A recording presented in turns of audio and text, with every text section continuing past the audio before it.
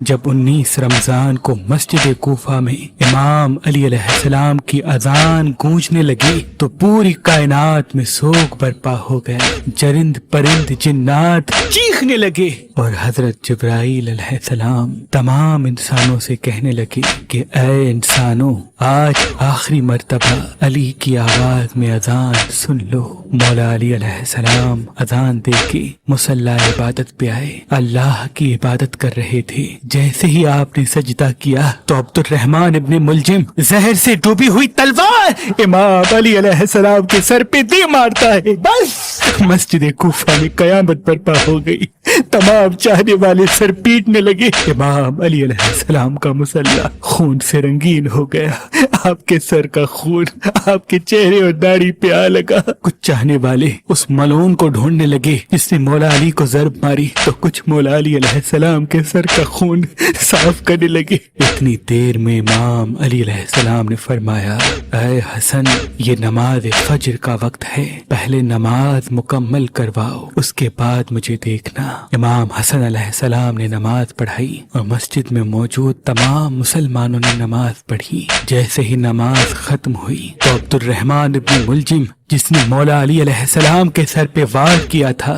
اس کو پکڑ کے امام کی خدمت میں لایا گیا اور کچھ چاہنے والے شہد کا شربت بنا کے پاس لے کے آئے۔ جیسے ہی امام علی علیہ السلام نے اپنے قاتل کے چہرے پہ خوف دیکھا تو اپنے چاہنے والوں سے فرمانے لگے کہ اس شربت کی مجھے نہیں بلکہ میرے قاتل کو ضرورت ہے، یہ شربت اسے پلا دو، اور دیکھو اس نے مجھ پہ ایک وار کیا ہے، اس پہ بھی ایک ہی وار کرنا، اور اگر یہ زندہ بچ جائے تو اسے آزاد کر دینا۔ دیکھو اگر یہ اس وار سے مر جائے تو اس کے جسم کے اعضاء نہ کاٹنا، کیونکہ میں نے اللہ کے رسول سے سنا کہ اللہ کے نزدیک سب سے بدترین انسان وہ ہے جو مرے ہوئے انسان کے جسم کے حصے کاٹتا ہے۔ بس آپ یہ فرمانے لگے اور تمام چاہنے والے آپ کے عدل و انصاف کو دیکھ کے رونے لگے۔ پھر آپ فرماتے ہیں، حسن، حسین، عباس، چلو مجھے اپنے گھر لے کے چلو۔ آپ اپنے بیٹوں کے سہارے سے جیسے ہی گھر کے قریب پہنچتے ہیں تو فرماتے ہیں، عباس، سب چاہنے والوں کو کہو کہ واپس اپنے گھر چلے جائیں۔ تو کسی نے عرض کیا،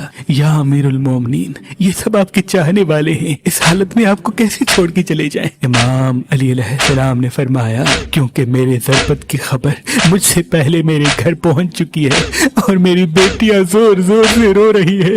میں نہیں چاہتا کہ میری بیٹیوں کا آواز میرے چاہنے والوں کے کانوں تک پہنچے۔ بس تمام چاہنے والے وہیں رک گئے اور امام علی علیہ السلام گھر تشریف لاتے ہیں۔ تمام بیبیاں روتی ہیں، امام علی علیہ السلام کو دیکھ کے فریاد بلند کرتی ہیں، اور امام علی علیہ السلام سب کو دلاسا دیتے ہیں کہ مجھ سے میرے بھائی اللہ کے رسول حضرت محمد مصطفیٰ صلی اللہ علیہ وآلہ وسلم پہلے ہی فرما چکے تھے کہ اے علی، میری امت تجھے رمضان کے مہینے میں مسجد میں ضرب مارے گی اور تیرے سر کے خون سے تیری داڑھی سرخ ہو جائے گی۔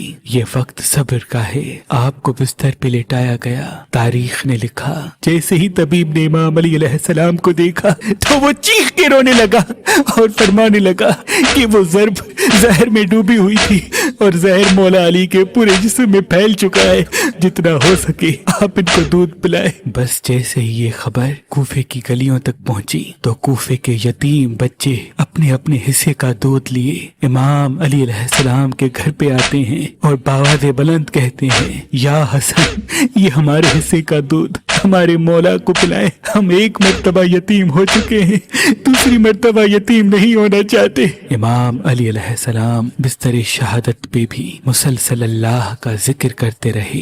بس جیسے ہی 19 کا دن ختم ہوا، 20 رمضان کی رات آئی، آپ فرمانے لگے کہ اب میرے حجرے میں کوئی بھی نہ آئے، کیونکہ پوری دنیا کے جنات و فرشتے مجھ سے ملنے آ رہے ہیں۔ اور پھر جیسے ہی 20 رمضان کا سورج طلوع ہوا تو آپ امام حسن سے فرمانے لگے، اے حسن، جاؤ میرے تمام چاہنے والوں سے کہو کہ اپنے امام کا آخری دیدار کر لیں۔ آپ کے عقیدت مند قطار بنا کے جیسے ہی آپ کی زیارت کے لیے گھر میں داخل ہوئے تو دیکھا کہ زہر پھیلنے کی وجہ سے آپ کا چہرہ پورا زرد ہو چکا ہے۔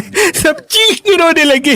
امام علی علیہ السلام फरमाने लगे, पूछो जो पूछना चाहते हो, क्योंकि मैं अली जमीन के रस्तों से ज्यादा आसमानों के रास्ते जानता हूँ। पूछ लो, जब तुम मुझे अपनी आंखों से नहीं देखोगे तो पछताओगे कि काश कुछ और पूछ लेते। किसी अकीदतमंद ने सवाल किया, किसी ने जवाब लिया, कोई ज़ियारत करता रहा। बस जैसे ही अकीदतमंद जाने लगे, इमाम अली अलैहिस्सलाम ने फरमाया, हसन मेरे पूरे खानदान को मेरे हुजरे में लेके आओ। इमाम अली अलैहिस्सलाम ने वसीयतें की और फरमाया, अब इस खानदान का वारिस मेरा बड़ा बेटा हसन है, जो ये कहे उसे मानना। और इमाम हसन से फरमाने लगे, ऐ हसन, जितना हो सके अपनी ज़बान और किरदार से मोहब्बत और अमन का पैगाम देते रहना। अपने नाना की सुलह हुदैबिया को याद रखना।